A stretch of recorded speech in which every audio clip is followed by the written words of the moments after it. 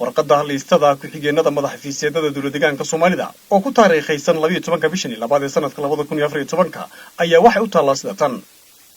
xafiiska madaxweynaha dowladda deegaanka Soomaalida waxaa loo magacaabay ku-xigeenada mudane Cabdirasaaq Sheekh Cabdiraxmaan Sayid, mudane Maxamed Yuusuf Roble, mudane Cumar Faaruq Xaji Warfaa. madaxafiisyada ku-xigeenada xafiiska beeraha dowladdeegaanka Soomaalida waxaa loo magacaabay mudane Cumar Cabdi Meedhane iyo mudane Guuleed Axmed Cali. halka ku-xigeenada xafiiska caafimaadkan loo magacaabay Dr. Sharmaarke Shariif Bulle, mudane Maxamuud Maxamed Cabdi iyo Marwo Xaawa Suleymaan Ismaaciil. madaxafiisyada ku-xigeenada xafiiska maaliyaddana waxaa loo magacaabay mudane Muxyidiin Cabdi Faarax iyo mudane Cabdiraxmaan Salaad Maxamed.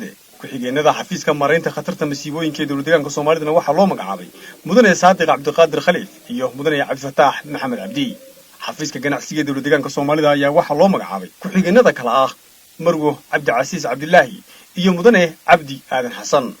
halka xafiiska adeega shacabkana loo magacaabay labada ku-xigeen ee kala ah mudane Cawaale Maxamed Cumar iyo Marwo Ikraan Mahad Aadan. ku-xigeenada xafiiska horumarinta xoolo-dhaqatadana waxaa loo magacaabay mudane Maxamed Muuse Guure iyo Dr. Maxamed Gacal Cabdi. ku-xigeenada xafiiska cadaaladana waxaa loo magacaabay mudane Cali Baaruud Sheekh Axmed iyo mudane Maxamed Cabdi Axmed. halka xafiiska horumarinta magaalooyinka dhismahana loo magacaabay laba ku-xigeen oo kala ah mudane Dayib Maxamed Jaamac iyo injineer Cabdi Ciide. xafiiska dakhliga ee dowladdeegaanka Soomaalida waxaa loo magacaabay laba ku-xigeen oo kala ah mudane Bashiir Xuseen Cilmi iyo mudane Axmed Maxamed Maxamuud. halka xafiiska nabadgelyadana loo magacaabay saddex ku-xigeen oo kala ah mudane Cabdi Nuur Faarax, mudane Idris Jibriil Roble, Maxamed Cali Daahir oo ku magac dheer Gurey. xafiiska biyahana waxaa loo magacaabay saddex ku-xigeen oo kala ah mudane Cabdi Maxamed Cabdi, injineer Yoonis Nuur Cali iyo injineer Cabdiqaadir Bashiir Axmed. halka xafiiska waxbarashadana loo magacaabay saddex ku-xigeen oo kala ah mudane Xasan Sheekh Yuusuf Cabdullaahi, mudane Cabdiqaadir Maxamed Shukri iyo mudane Cabdilaahi Aadan Yuusuf. xafiiska jiradka ee dowladdeegaanka Soomaalida waxaa loo magacaabay laba ku-xigeen oo kala ah injineer Cabdikariin Cabdiraxmaan Cabdullaahi iyo injineer Axmed Cali Soofe.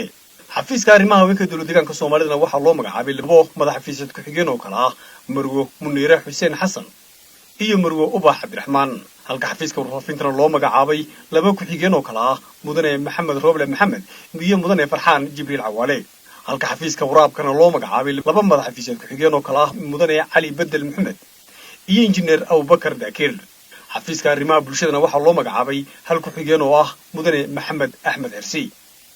xafiiska maalgashiga iyo warshadaha waxaa loo magacaabay laba madaxafiisyad ku-xigeen oo kala ah Marwo Seynab Xaaji Aadan iyo mudane Ibraahim Axmed Sheekh. xafiiska curinta iyo tiknoolajiyadda waxaa loo magacaabay madaxafiisyad ku-xigeenka mudane Maxamuud Xuseen Axmed. halka xafiiska dhalinyarada iyo ciyaarahana loo magacaabay laba madaxafiisyad ku-xigeen oo kala ah mudane Maxamed Cabdiraxmaan Aadan iyo mudane Maxamed Ayaan Daahir. xafiiska dhaqanka iyo dalxiiska waxaa loo magacaabay laba madaxafiisyad ku-xigeen oo kala ah mudane Salaad Dabar Yuusuf iyo mudane Bashiir Sheekh Saciid. xafiiska xirfadaha iyo shaqo abuurkana waxaa loo magacaabay saddex ku-xigeen oo kala ah Marwo Hibo Axmed Cumar, mudane Axmed Nuur Cabdi iyo mudane Cabdirasaaq Aadan Carays. mudane Xasan Cabdi Cismaanna waxaa loo magacaabay ku-xigeenka madaxa xafiiska shidaalka iyo macdanta. halka xafiiska ilaalinta deegaanka iyo maamulka dhulka miyigana loo magacaabay madaxafiisyad ku-xigeenka Cabdiqaadir Maxamed Xasan. xafiiska qorshaynta ee dowladdeegaanka Soomaalida waxaa loo magacaabay laba ku-xigeen oo kala ah mudane Suurow Maxamed Cabdille iyo mudane Faysal Odowa Cabdi.